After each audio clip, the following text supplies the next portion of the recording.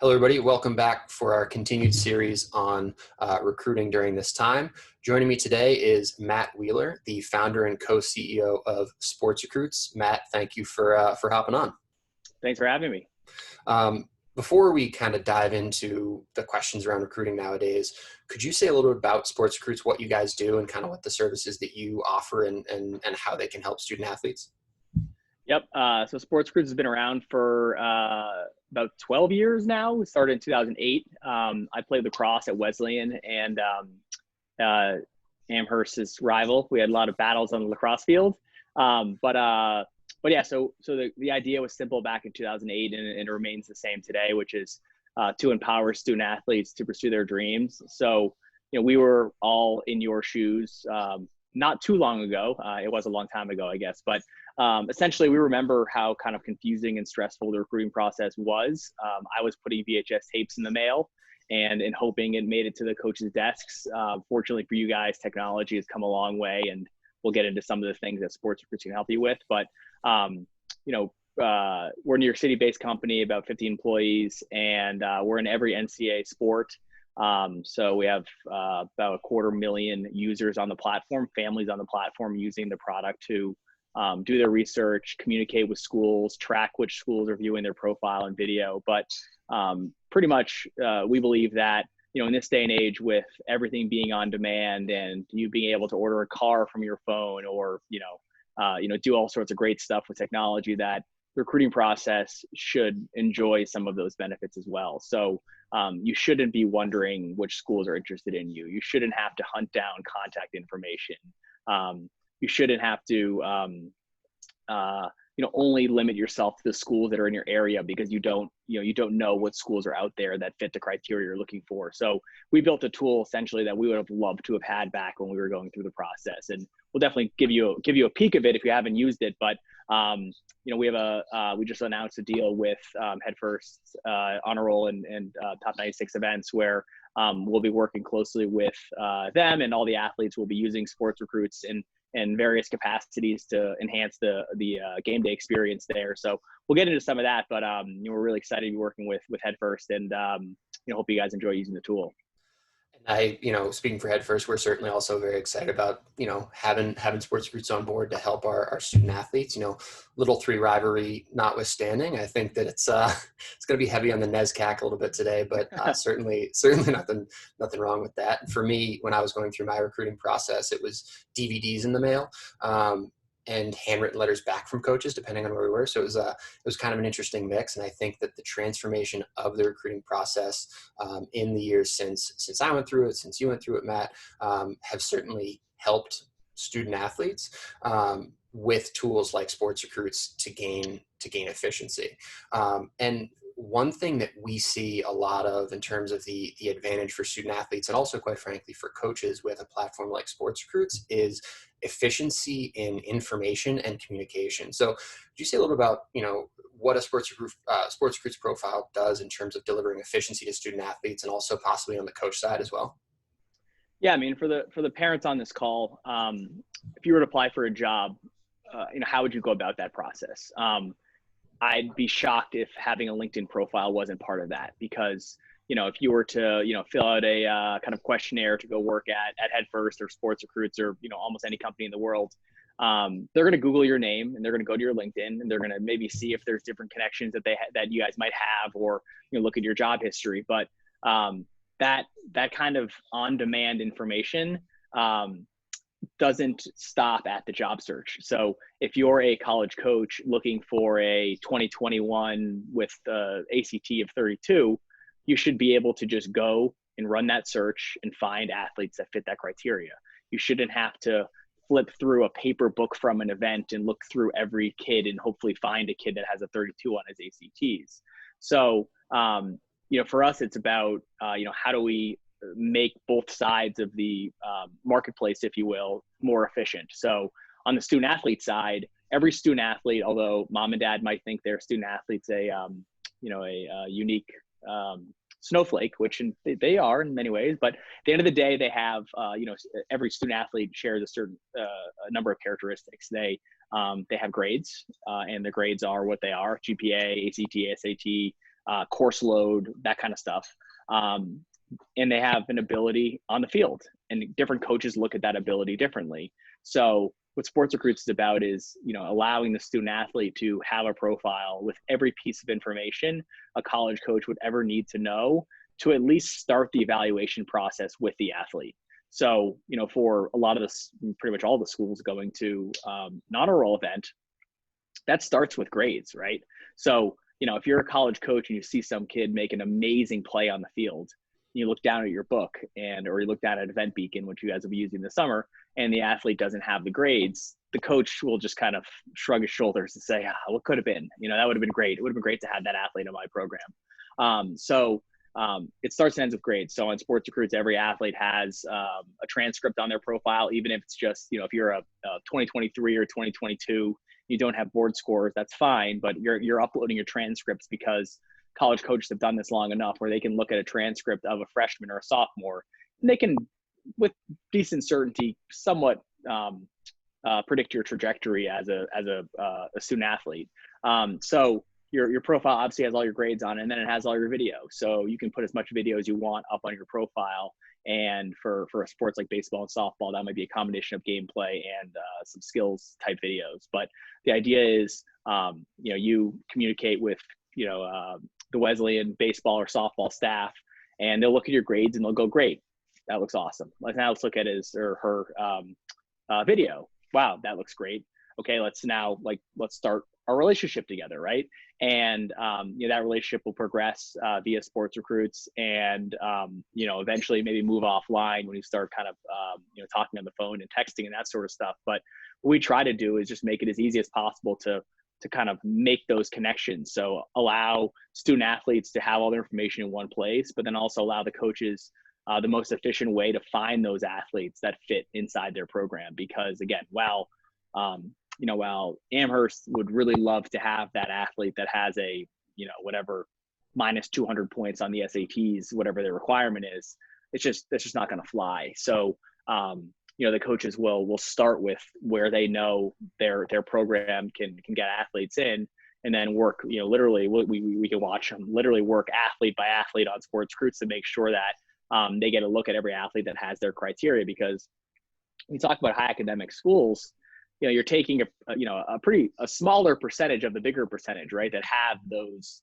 grades. But then, if you're a coach, your job is to make sure you look at every single one of those. So for us, it's all about ease of information flowing back and forth, right? Absolutely. And I think that, one thing that we talk with student athletes about as well is the digital communication needs some efficiency, and having everything in one place for coaches, for student athletes to manage, update in just one place, and also for one landing page to send to college coaches that college coaches can reference is so helpful in terms of efficiency. Now, to get kind of to the heart of the matter, recruiting over the last month or so and projected through at least mid-April with this new NCAA dead period is in a bit of a different state than it typically would be during this time of year, let's say.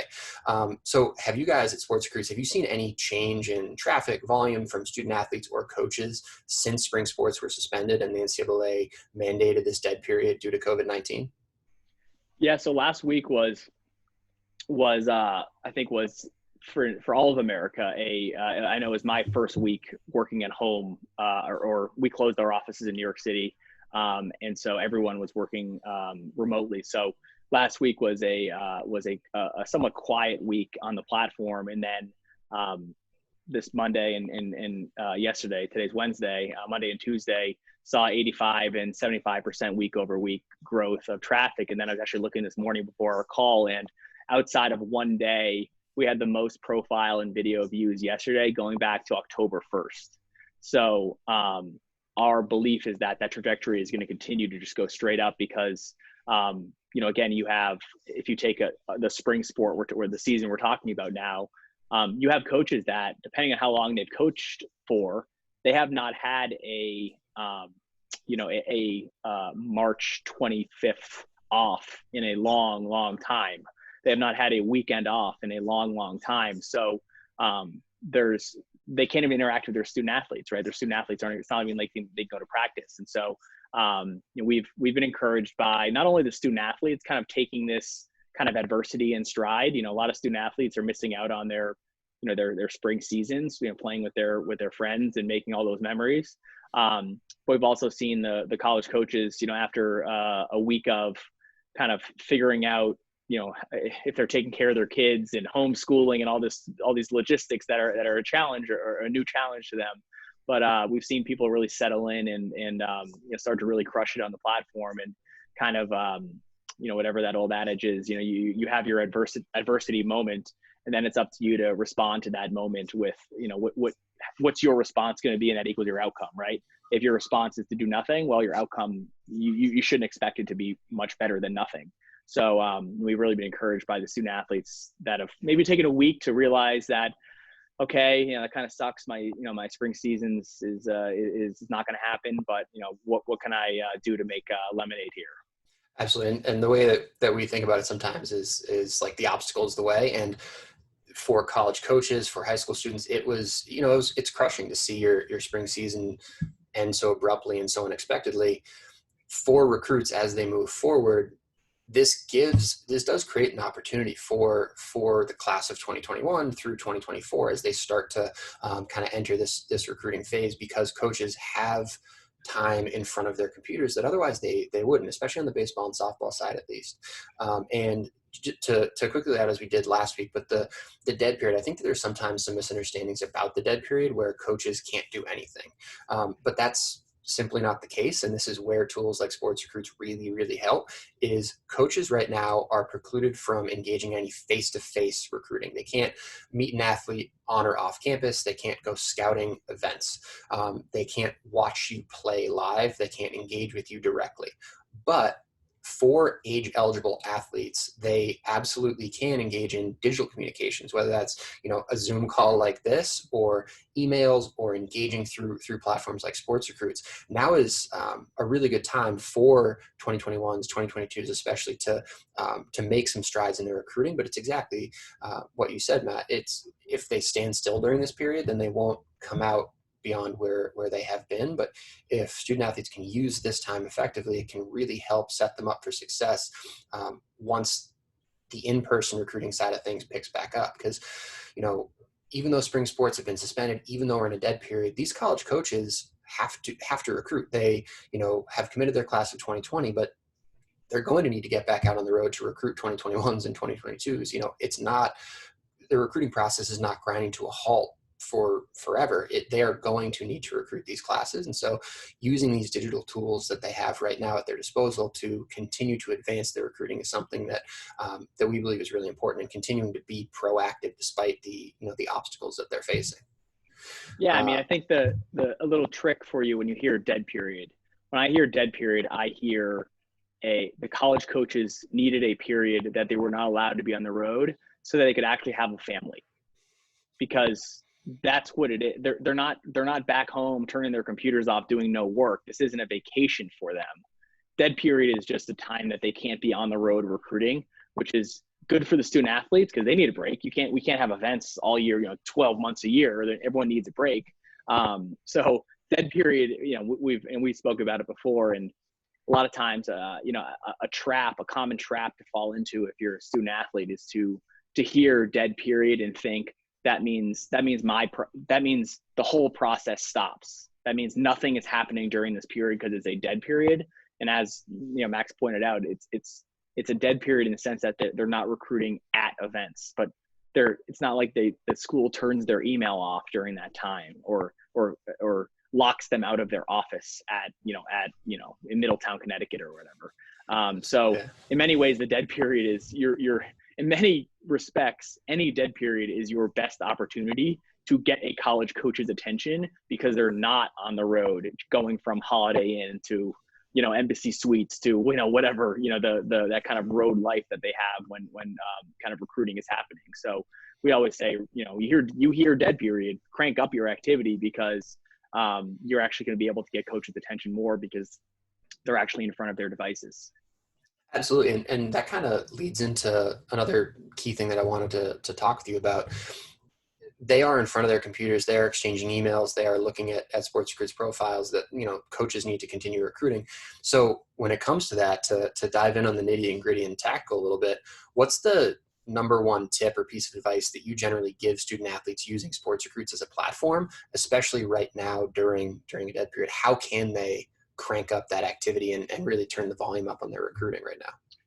Well, if you think about the spring athletes, which again we're focused on this discussion, they get kind of a raw deal sometimes because their spring season happens and then they roll right into their summer. There's no gap, and so a lot of times there are important things that should happen during that spring season, but when you layer on practices with games with a rigorous academic schedule, sometimes the time just doesn't the time just evaporates, right? There's no time. So I feel like the step in the recruiting process that we see athletes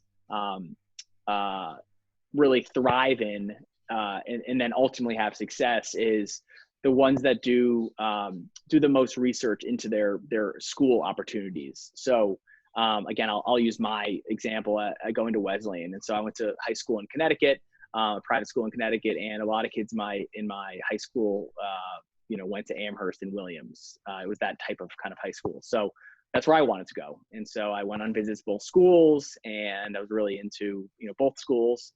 That golf course at Williams, really, that was a great visit. But that's a good recruiting tool for that that, was a good for coaches tool. there. Yeah. Yeah. So anyway, so I again, this was in year 2000. So the internet existed in theory, but we weren't using it like we use it today. I had a big book. It was harder to tell the book to tell me every academically most selected Division III school. So Wesleyan kind of came out of the blue. Luckily, I just got straight up lucky. And it was a good situation for me because the goalie was a senior and I could come in and hopefully start as a freshman and all that kind of stuff. But to kind of bring it to current day, I think, everyone's cooped up at home, right? And sometimes that discussion, that student athlete discussion with mom and dad or guardian, whatever, it's kind of a boring discussion, but it's a very necessary one. Do you have a major in mind? Do you want to go really far from us? Do you want to stay close to us? My parents came to every one of my games. It was only an hour away. That was very nice. But kind of using this time to take a really hard look at the schools that you're interested in or you think you're interested in. Maybe bringing in what we call your advocates, which in this case would be your high school and or club coach, to maybe help round out that list. So while everyone might want to go to Stanford, that might not be in the cards athletically for a lot of us. So if you can use this time, between now and summer, where we again, hopefully, everything blows over and we all have a really, great summer circuit together. But if you can use this time to really take a kind of a hard look at that list of schools. And again, if you're interested in a Amherst college, make sure you've considered other schools that share characteristics of Amherst. It's this small school. It's academically most selective. It's Division III. Well, I can reel them off because I'm just in this business, but there's 20 some odd schools that meet those criteria. Now, some might be too small for you. Some might be in a region of the country you're not interested in, whatever it might be, but at least try to consider all of those schools, because the reality is I was from a town 1 hour away from Middletown and I did not know of Wesleyan. So I don't expect any of you, especially if you're a student athlete on the call, I don't expect you to know of Haverford College. Like I didn't know of that school. So I don't expect you to magically know of all these schools, but there are a lot of opportunities out there. One, outside of the schools that you see maybe on ESPN, and two, outside of the schools that your town, for whatever reason, sends a lot of kids to. So that I think when I think of the recruiting process, I think 99% of the failures happen because that conversation never happens, which then leads to you just going from event to event and you're kind of rudderless. You don't really know what you're looking for. And then you're it's late in your junior year and nothing has really happened because you didn't really know where you wanted to go. And you were hoping a coach was going to, essentially say, hey, Matt, like, come over here, like, come play for me. where like that you're looking at the process the wrong way. You get to pick the school you go to. It's a major investment financially, depending on, you know, whatever scholarship you might or might not be getting. So you get to pick where you're going to school. So think of it that way. Don't let the coaches pick you. You get to pick where you get to go to school. Absolutely. I mean, we talk about this as it's a two-way selection process. Yes, like a coach needs to be interested in you if you're going to play for them, but you also need to be interested in that school. And I think that one reason that I see student athletes kind of sit back and be passive in the process is that they feel like coaches hold all the cards, or they are passengers in this process. And so I really advocate being proactive, which, I mean, it's remarkable when you're going through talking about your kind of discovery of Wesleyan, how similar it was to my discovery of Amherst. Grew up outside Boston. Amherst is under 2 hours away from my high school.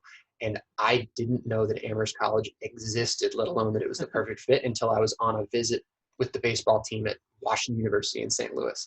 And I'm talking with the coach, and he's like, hey, if you really like this, you also might like Amherst. And I was like, tell me more. It's in my backyard. I had no idea about it. And I think that when we talk about finding the right fit, we talk about finding qualities that match up, right? It's not, I want to go to a NESCAC school or an Ivy League school or an SEC school. It's what size school, where is it, how close to home, is it in a city, is it way outside of a city, does it have a particular academic strength that I'm interested in? And that's, I kind of appreciate how you talk about it in that same way, working from qualities and then finding schools that kind of match that list of qualities that you've set up. I mean, especially if the college is going to be a significant investment. So right now, mom and dad on this call, or student athlete on this, you know, watching this, you are the consumer. You get to, you know, you're in a car lot and there's 50 cars. Like, you get to pick which car you get into. No one can force you into a car you don't want to, you know, drive off the lot. So you should think of it as that. You know, it's, again, hopefully you get a scholarship. I mean, if you look at SportsRecruits and, you know, if you cruise around the site, you know, we don't sell SportsRecruits as a scholarship magic making machine. Granted, you know, tons and tons of scholarships result on SportsRecruits every day, but we know the reality is and I'm sure, you know, Max and Head First, I've seen the same, like, it's difficult. You know, there's a reason why, you know, you see the stats thrown around. And so we always think of the kind of the scholarship chasing of scholarships as, you know, if you're doing all the right things and you're putting in the work, you're maximizing your opportunities of achieving that result, which is great. You're also maximizing your opportunities of hopefully getting into a school that maybe is one rung higher than you should have, which then hopefully sets you up for, you know, the next, you know, 40 years of your life. Because I certainly wasn't playing professional lacrosse, which there isn't much of a market for. And Max, I haven't looked up your stats, but I don't think you were going to play for the Yankees. So it all worked out. I mean, middling at best. And I mean, I think that the reason we talk about academic fit and holistic fit at the college level is exactly that reason. It's every baseball, lacrosse, softball, soccer, like that career comes to an end. And so the college decision-making process, that car you get into has to have the mileage to get you through, okay, 4 years in college is going to be a great experience. And then what's next? What comes after for the next 40 years? You know, our founder, Brendan, played, he had a pretty good, you know, professional career, played up till AAA in the Padres organization. But what's he doing now? It's related to baseball, but it is not playing professional baseball. And so the fact that he had a Stanford degree in his back pocket was a really key and important piece of him making that decision at the college search process. Also, I mean, the pursuit of just playing, I mean, you felt it, I guess, as a high school and or club athlete, but to me, the experience of playing at the college level was even at the Division III level was a rung above. And so, you know, especially when you leave home and leave your bubble there, you know, you're kind of on your own. And at the Division III level, like, we were responsible for working out on our own. There wasn't, you know, there was kind of a less stringent coach requirements because of some of the rules in the NESCAC, but the kind of leadership qualities and the time management, all the stuff you learn there, I mean, that's to me was worth the price of admission. That is then translated to, starting a business and doing all this sort of stuff. Absolutely. I think that the experience of being a student athlete in college at any level is hugely both additive to that 4 years in college, but also I think like same as you, the skills that I think back on that I learned in college, a lot of them I learned through athletics. Yes, the classes were rigorous. Yes, I, did a lot of reading and honed my writing skills, but a lot of the skills about, discipline, how do I self-actualize, like those things come down to participation in athletics for me. And I think that we see that a lot. It's an additive piece and it's a really important skill building piece of the college process, but it's also not the only piece of what you take away. Maximizing your baseball or softball at the next level, playing at this school just because it has a more prestigious baseball or softball program, as opposed to this one. It's a little bit lower in the, D1baseball.com top 25 rankings, but is a better fit. Like as you're thinking through that decision, it's important to think about that holistic fit and everything that you take away, I think. And I can tell you, being, unfortunately, my 15-year Wesleyan reunion is going to be canceled because of what's going on in the world. Hopefully they just let us do it next year and like we just pretend or something. I think that would be a nice move for them.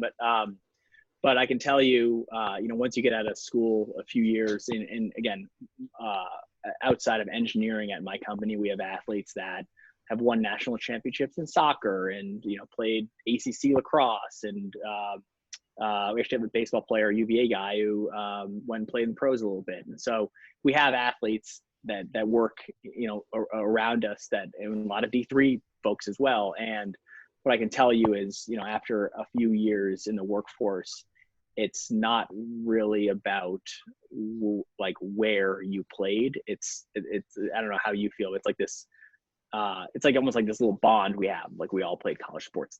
It doesn't matter whether it was at Wesleyan or UVA or Maryland or whatever the school might be. And so I think that's some good perspective to take into this is, it's you're trying to get that experience wherever and there, once you get out with some perspective, it's like, it doesn't, yeah, that guy did play at Maryland and I played at Wesleyan and they would beat us probably 25-4 or something.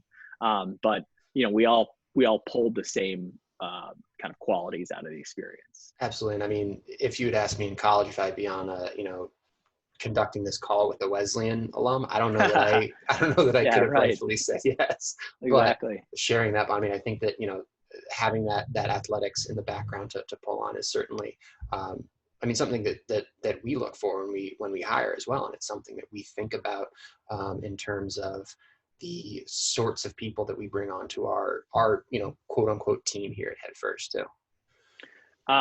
Should we dive into a little bit about how SportsRecruits and Head First are going to work together this summer, and then maybe kind of show people around the platform? I know Absolutely. We have a lot of people on this call that are registered for this summer, so hopefully they can again use this time to do some of the stuff we're talking about in this call. And I figure, Absolutely. Seeing is believing these days. Absolutely. So, do you want to do a quick kind of orientation to the platform and how kids can get set up, and then kind of once they get on there, how they maximize what they're doing on there? So kind of just to kind of introduce how we'll be working with Head First this summer and beyond. One of the challenges we talked about a little bit earlier in the call, but one of the challenges for college coaches at recruiting events historically, going back however far you want, is they want the most robust data set they can have on every athlete that they're watching at an event for a lot of the reasons we talked about. So again, just, pretend you're at an honor roll event and you make a great play. The coach wants to look down at their book and they want to see your GPA, your SATs, ACTs. They want to see as much information about you as possible so they can pretty much understand whether you're going to be a fit for their program or not. So if you put yourself in an event operator's shoes, gathering that information and keeping it up to date to the minute, historically has been difficult. So SportsRecruits has a product that coaches, it's an app that coaches will use at the event, but they'll also get a book because, coaches like to kind of pop between old school and new school. But the idea is that if you're registered for an honor roll event this summer, up to game day and even on game day, if you want, you'll have complete control of your information in the app coaches are using. So again, if again, we're in weird times right now. We did this deal before all this stuff happened, but our idea was, if you were getting new board scores, new GPAs, that sort of stuff, you'd be able to update that. So going into game day, the information coaches had was the most accurate as possible. So that's one piece of it, which is to make sure the coaches have the best experience possible at Head First events. So again, if they see something happen on the field and they want to know, wow, like, can that kid play at my school? They want that answer then. They don't want to make a note that says, look into Max later, get his GPA, because that note will get lost in the margin. They want to know right then. And so that's the first thing that kind of SportsRecruits is trying to do for Head First. But then on top of that, you guys as athletes get access to SportsRecruits and all the tools that come with it. And in light of what's happened with COVID, we've unlocked all the premium features for all registrants of honor roll events through May 31st. So we've actually been watching a lot of honor roll athletes already crushing it on the platform. We just sent out the email late last week with everyone's login credentials and everything. So I'm going to take you through the product now, just so you can see. Granted, there's tons of help articles and whatnot, but just kind of take you through some of the high level stuff. And again, hopefully you guys use this, use the premium features that we're giving you, but use this time to, really get organized with your process. And to me, organization comes down to, all my information is there, but also, my list of schools is complete. So I'm going to share my screen here. Here we go. Is that looking good there, Max? I'm not seeing Oh, wait, never mind. My bad. There you go. There you are. Cool. So, so I'm logged in here, and you'll see there's kind of 4 things over here that you'll do to get your little check mark here. First one, we take care of on our own, because we know that you are who you are, because Max told me you are that person. Next is upload a profile photo. So we'll kind of just work our way left to right here. So you click on profile, and this is where you'll come to fill out all your information. So if you click edit here, you'll notice there's a few different sections. There's essentials, which is where you'll upload your photo. But these are all things you should have answers to, right? This isn't a test. This is asking you all kind of basic information about yourself. So fill this information out. Then you move on to your athletic information. So if you, baseball, softball, there's some specific stats that you'll fill in here. So fill out everything that you have. Again, information in this day and age is power for the college coaches. So the more information they can have on you, the better. So all your kind of athletic information. Here's your academic information. So GPA, SATs, any subject tests, PSATs, even ACTs, transcripts, any academic honors, extracurricular activities. If you know what you want to major in, put it here. Again, this isn't going to disqualify you from schools, but again, certain schools are stronger in some majors. So again, if I'll use an extreme example, if you want to be a nursing major or something, certain schools might look for that. So that's your profile. I mean, not very difficult, right? Not hard work. And then once you're done with it, you click preview here, and you can see what it looks like to a college coach to make sure that everything is correct. The next thing you're going to do here is, I'm actually going to skip a tab or two, but while we're on the concept of video, is to upload video. So I have a random YouTube clip here that I'll copy and paste. Let's say this was your highlight reel. You copy and paste that, and you go to embed, and you can just pop in the URL and say my highlight reel, and I'll say it's a highlight reel, add that video. You can put YouTube links, you can put Huddle links, you can upload video from your computer or your phone or whatever. If you have a lot of raw, let's say kind of skills type video, and you load it up, we actually have a highlight reel editor built in. So you can actually take, little clips from different videos and cut them into a reel. So this day and age, kids are super handy with this type of stuff. So again, if you're kind of cooped up at home and you're looking to build a reel, you can do it right in the site. So that takes care of, kind of your profile, right? And this is meant to be updated as your information changes. So that could mean maybe you changed clubs, you are changing high schools. Like anything a college coach would need to know should be updated here. And the next thing is the school search. And this is, for parents, I would say our most popular feature. It's something I'm really proud of, and something, again, I wish I had when I was going through the process. But one of the things that, we kind of touched on earlier in the call was just how difficult it was to make sure you were covering all of your bases when it came to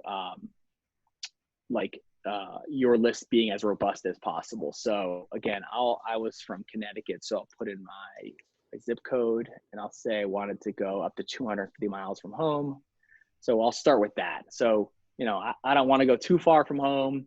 What's 250 miles away? I wanted to, but I also, my skills connected with a Division III level.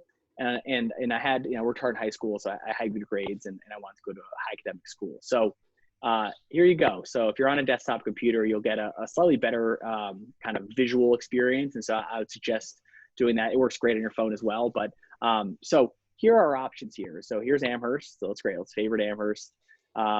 Maybe you weren't aware of Babson. You can obviously click into Babson. You can click down here, learn a little bit about the school. But we'll add that to my list as well. You can click into the school, and every piece of information you'd really ever need to know about the school is here, including all the commits that have used SportsRecruits that are now on a roster at that school. So depending on the school, there's schools that have hundreds of SportsRecruits kids currently on rosters at the school, which is really cool. But as you scroll down, you get all this kind of like juicy information that used to be in a book. I used to be flipping through my U.S. News and World Report book to figure out these numbers. But again, every piece of information you ever would need to know, this information is all pulled from the iPads, which is a government source that gets updated every year. And then you even have all the different majors they have, which is pretty cool. So I'll actually show you how that comes into practice. But this is, parents love these pages because it just gives you such wealth of information. But coming back to the school search here, as you build out this list, so again, I'm just adding a bunch of random schools here, and you come over to your favorites here. One thing you're able to do as your process gets going is to categorize these. So I remember sitting with my guidance counselor and him saying, all right, this school's a reach. All right, this school's a safety. All right, this school's a fit.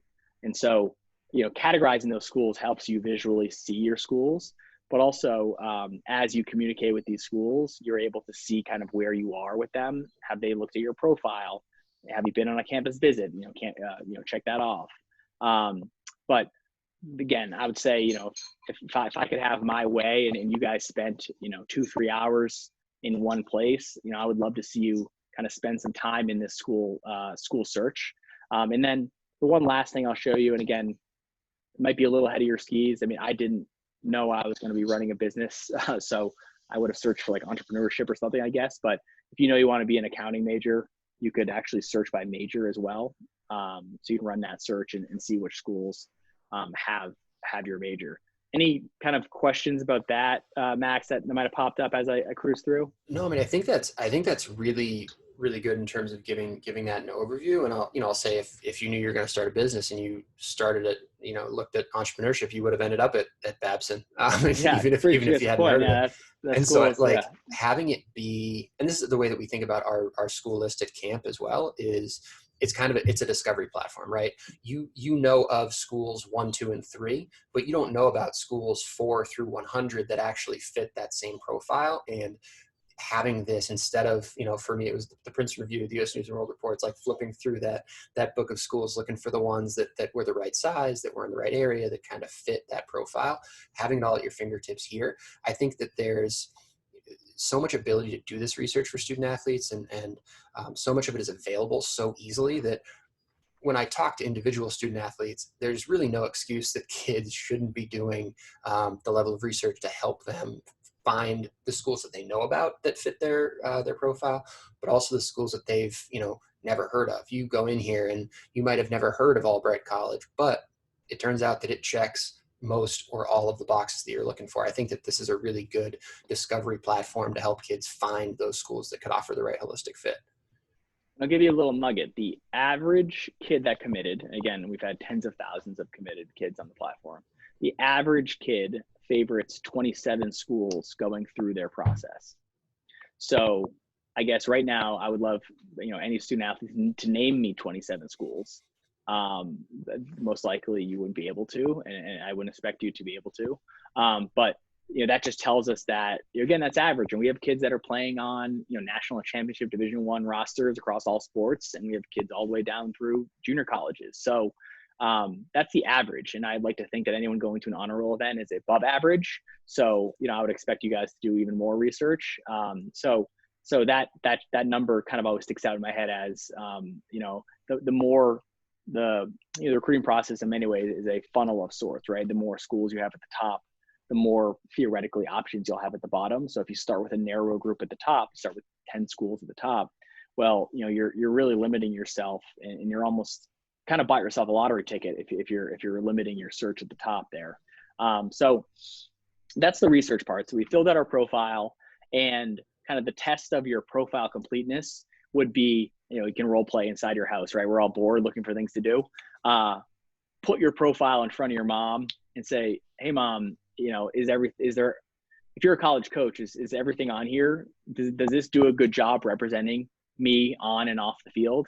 And if your mom says no, or your dad says no, get back to work and, fill out more information. But so your profile's filled out, you've done your research, and what sets us apart, and I know, Max, you've seen every recruiting product, under the sun over the years, but what we've done that no one else has done is we've built a wholly contained kind of end-to-end messaging system that allows student athletes to handle all their communication inside the platform, but then allows college coaches to actually work out of their email inbox. So we don't force college coaches to, log into SportsRecruits to respond to your messages. They can actually read, interact with your profile in their inbox, and then reply right from their email, and then that comes back into SportsRecruits and threads nice and organized. So again, I'm thinking back to my process of looking for contact information and then going to the post office and putting something in the mail.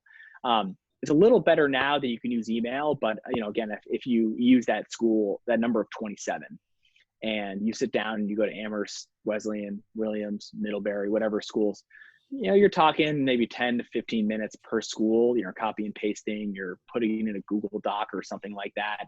It can become unruly really fast. And then you start communicating, and if the student athlete's sending it from his or her, personal email address, mom and dad aren't seeing those responses. So when we built this product, we essentially said, what would I have liked to have had when I was going through this process, right? I would like to have had a central place that I communicate with any coach, and then also allow my, anyone, my parents essentially to be, riding shotgun with me, and not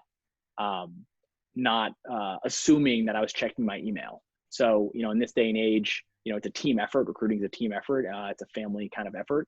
And so everyone could be on the same page, because, actually when you filled out that profile there, I might have skipped it, but you can add as many people, as many emails as you want. So a lot of times we'll see, mom and dad's work email address, mom and dad's personal email address. They'll put their cell phone in there to get text message notifications. And then the student athlete will have his personal address or her personal address and their cell phone, so they get text notifications as well. So again, so you've built your profile, you've done your research, and now we'll actually kind of give you the full experience here. So we have our list here. We've spent a few hours on this. We're feeling really good about it. And I want to send Amherst a message here.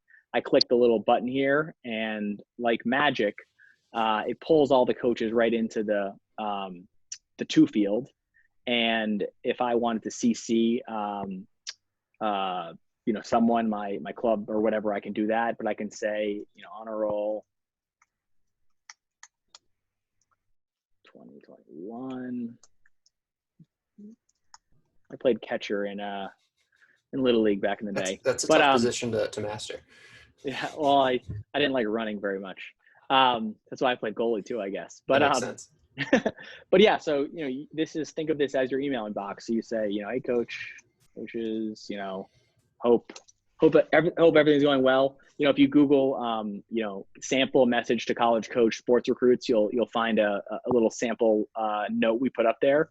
One thing to keep in mind when you're sending these messages is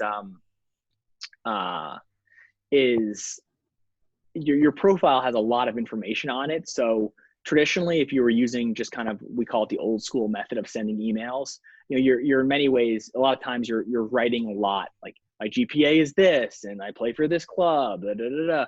All that information is on your profile. So you can use this kind of this canvas, if you will, to maybe just introduce yourself. And the coach is going to scan that and then go to the profile, because they know the profile is going to give them video and grades and transcript and everything like that. So you don't need to write a book because the coaches are busy, right? They're trying to kind of be as efficient as possible on their side. So kind of keep it simple.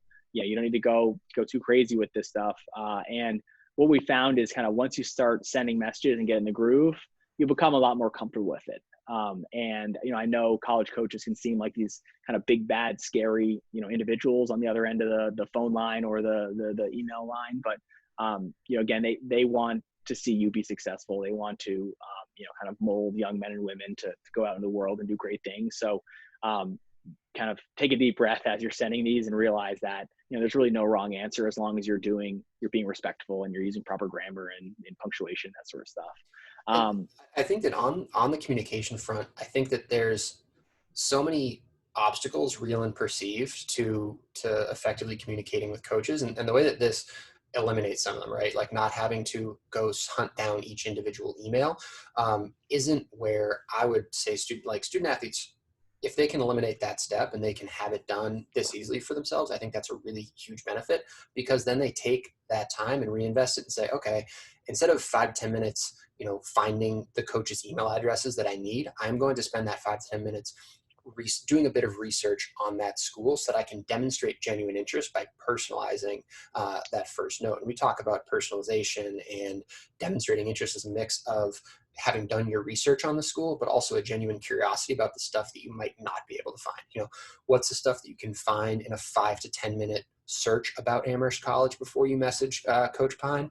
But then also, if you have an interest in LJST, like that's, you thought you were pre-law, but it actually turns out Amherst doesn't have pre-law and it's LJST, and you've done your research on that major, but then you want to say, Coach Pine, do you have any LJST majors or whatever? You can kind of think about how that research you've done interacts more personally with your baseball experience there. And the mix of that research plus that curiosity on stuff that you couldn't find easily, I think is a really good way to demonstrate interest to college coaches as well. Yeah, I mean, we always say that student athletes only have, like, they have a willpower well, if you will. And like, if you're on your 10th school, and you're trying to find, and every school uses a different like website provider. So it's not like Amherst's page is going to be exactly the same as Wesleyan's, exact same as Babson. So you're jumping from site to site and everyone's a little different. So yeah, if you can repurpose some of that time, and that was, our goal all along, is, like I said earlier, is to remove friction from every part of the process. So the messaging site, again, this is our kind of our bread and butter feature. It's what we're known for. It's why I think we've had so much success, is we took the time to build a messaging experience that we think student athletes deserve. So you're blasting off those messages, and you'll start to get some replies, and depending on your grad year or whatever. But a lot of times you might be asked to answer a questionnaire or whatever. But what is great is you'll then see in real time, and your phone will buzz as well. You'll see as the coaches are viewing your profile and watching your video. So and then we see this, in real time every day, if you sit down for an hour to send, your 15, 20 messages or whatever, while you're working your way through that list, your phone will start to go off with views from the school you just messaged. So that is very encouraging for the student athlete, right? In this kind of instant gratification world we live in, right? It's better than me sending the VHS tape and waiting however many days for it to navigate through the U.S. Postal Service to get to Coach Rahiba's desk.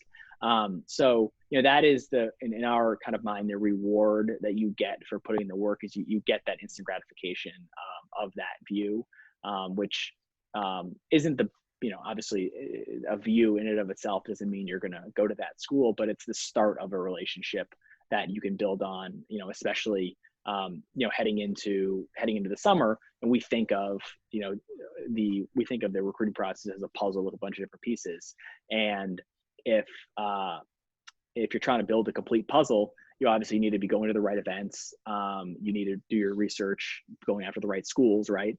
But a big piece of it is making sure you're doing your outreach. So scenario A and scenario B is you go to honor roll this summer and you have communicated with every school you're interested in that's going to the event, and the list of schools going to the event are on the website, so there's no mystery as to who's going to be there. So you've communicated with those schools, you've built relationships with some of those coaches, and once you get there, you feel like you know them a little bit. And that's scenario A. Scenario B is you like all the schools going to honor roll, and so you don't do anything because you like all of them. If any of them recruit you, you'll be happy. Well, now you're at honor roll and you're competing with someone who is buddies, virtual buddies, I guess, in this, but like you're competing with someone who knows that coach because they've been communicating back and forth. And so you're going to be at a disadvantage. So again, if you can use, we always say you go to recruiting events to be seen by schools who already know about you. You don't go to recruiting events to be discovered.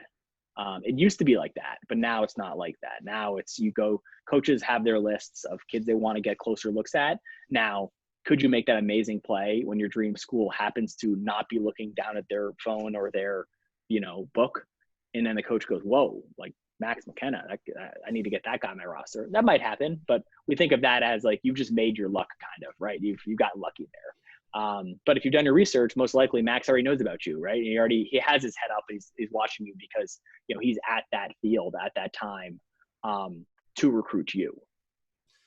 Absolutely. And I like that pre-camp communication is something that we focus on a lot in the vein of this. Like once you have your SportsRecruits profile set up, and it sounds like it's a mix of the building out your school list, some video, some communication with coaches. Once you have your profile set up, what are the tips for success? Like the first place you would point a student athlete on SportsRecruits to start getting on these coaches' radars and to start, getting some of those pings with their views. Like what can they do to surface their profile to coaches the best? Well, it all depends what situation you're in right now. So if you're sitting on, again, we're not playing spring season, so you're not going to get video from there. But if you're sitting on some good film that you've been kind of waiting to turn into a highlight reel, I'd focus on that piece. So, is your portfolio complete almost? If you were to kind of think of it as you're dropping a file on the coach's desk and the coach is going to look through it, does that portfolio have all the information a coach needs? So, don't get the carriage in front of the horse. If your profile is not ready, don't send it out. So if assuming your profile is ready and assuming you have video on it, and again, in this day and age, any video is better than no video. So sometimes we hear, well, I don't have great video. Well, it's still, don't make the coach close his or her eyes and imagine what you look like, on a baseball or softball diamond. Assuming we're all trying to get to a place that your profile is complete with video, once you have that and you've kind of done your research, this might take a few weeks to get to that point where you feel comfortable, you feel ready to send messages. Again, I think we've never seen a downside to a student athlete sending messages. And I think I've heard you guys say it in various forms on kind of different resources you provided student athletes, but there's really no such thing as being too proactive. We've never heard of a coach go, man, that Max McKenna just cares too much about his college future. Like that's not the type of athlete I want in my program. Yeah, and all these tools that you touched on, I think all point towards that proactivity, right? Building out the school list, doing the research, communicating with coaches, like all those things serve to put student athletes and their their mom and dad kind of administrative assistant, if you will, Right. Yeah. help put them in the Special driver's seat. executive assistant. Yeah. Exactly right. The proofreader. And we talked last week about those emails or the those messages you send to coaches. The balance between a parent who's been a lawyer for 25 years, like they can tell when that lawyer writes the note versus the 16, 17-year-old student athlete. So the balance between proofing and copy editing and copywriting, very different. But I think that all these things give student athletes the tools to be more proactive and as you guys put it, less and less friction in the recruiting process, which I think we all, coaches and student athletes need and appreciate. The only other thing I'll show you before we wrap is, one thing, once your process gets rolling, sometimes the schools kind of, they kind of blend together, Colby, Bates, one's red, one's blue. Yeah, exactly. They're both in Maine. So one of the things that's really helpful is over inside of every school's profile, there's a little, it's called activity, but essentially you can go to any school and you can see all your activity with that school. And actually it even pulls in some commits. So it looks like Henry Rogers committed to Colby. Good for Henry here. So as you're trying to, as you go through this process of communicating with schools, you might forget when was the last time I interacted with Amherst and what happened. So you can always go to that school's profile and click on activity and get that information. And another great place to go for that too is if you go to schools and then you go to last contact, you get the same information. So you can kind of jog your memory of when did I last contact. And right here it says never. We haven't sent any messages. But once you start sending messages, it'll tell you when you last contacted that school. And right now, again, we're in weird times. I'll focus on getting that first outreach, and then maybe some relationships kind of take off, if you will. But you get out that first outreach and kind of get your information and video to them. And then, as long as you're, I'd say, getting another touch in pre-event season, which right now, again, we're all hoping everything just goes off as planned. But kind of to wrap things up on the kind of COVID-19 front, there are unknowns ahead of us. But right now, as long as you have a reliable internet connection, you can be doing this. And this work is not throwaway work. Whether everything goes as planned come June or there's some delays or whatever happens, you are building momentum here, and this isn't. This isn't going to be wiped away. There's no world where everything you've done on here isn't going to count come June, July, whatever.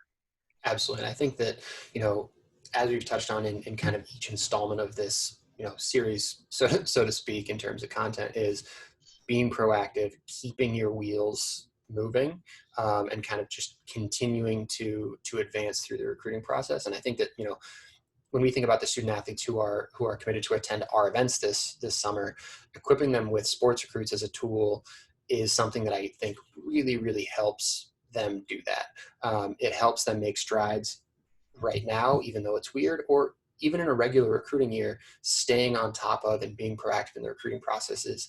There are no guarantees to success, but proactivity and persistence are the two things that most set you up for success. If there were a guarantee, I think it would be really pushing the bounds on those two things, on being proactive and being persistent in the process, and really being diligent. So the tools that I think you're equipping the honor roll and top 96 student athletes with, but also obviously student athletes around the country with, I think is a really unique platform to give to coaches and student athletes. Yeah, I guess the one thing I always try to get across to parents when, again, having done this for over 10 years, I'll get approached in grocery stores if I'm wearing SportsRecruits gear, because in certain regions we have penetration that is, almost all the student athletes in the town are on it. But, the thing I always try to tell parents is try to approach it, if you work in business or whatever, and there's some challenge your business has, you try to approach it with a kind of from a logical perspective. What's the logical thing to happen here? And the recruiting process, for some reason, gets this bad rap where it's like this black box that only a few people know the code to. And that couldn't be further from the truth. At the end of the day, again, there's, as I mentioned earlier, each student athlete has its set of characteristics, and it's about, as a family, trying to find the places where that set of characteristics fit best. And so if you think of it as that, from kind of in that funnel perspective, right, the more schools I have at the top, the more opportunities I have at the bottom. It should calm your nerves a little bit. Now, I think we've all both said it. That's not to say the recruiting process is easy and it's fair, and that everything works out as you think it should. But all things equal, if you approach it from that perspective of I'm going to put in the work, I'm going to be realistic, and that's a really important piece. If you're not realistic about this process, you're going to be disappointed. And because there's, again, college coaches, it's their job to win games. If they don't win games, they lose their job. So if you can't help their program win games, they would be working against their self-interest to have you on their team, because they could replace you with someone that can help them win. So as long as you can, again, I know I'm the soon-to-be parent, but I know it can be hard sometimes to be reasonable about your student athlete's ability. But if you approach this process from a kind of a realistic place, and you kind of follow the kind of roadmap we mapped out here, I might go as far as saying it'll be an exciting time for you. It will be, and I like to say going through this process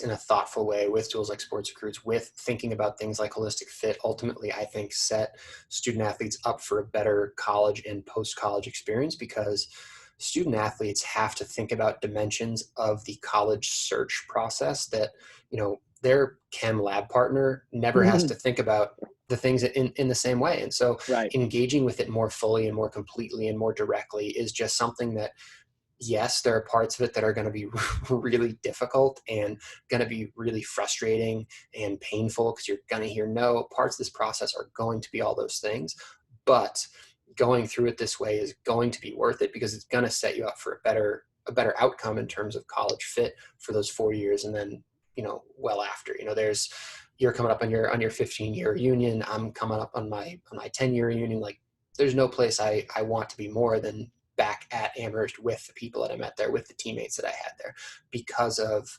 the fit that offered to me at the college athletics level. Amen. Well, yeah, we're really excited to be working with Head First this summer, and we have a lot of event relationships in all different sports, and Head First has been a first class organization that, if you're serious about making the investment to go to a top-notch event, if you made it this far, I mean, God bless you, but you're fishing in the right pond. They do the things the right way, and they really do care about all of the student athletes that go through their event. And I can't say that's the case for every event in the event landscape.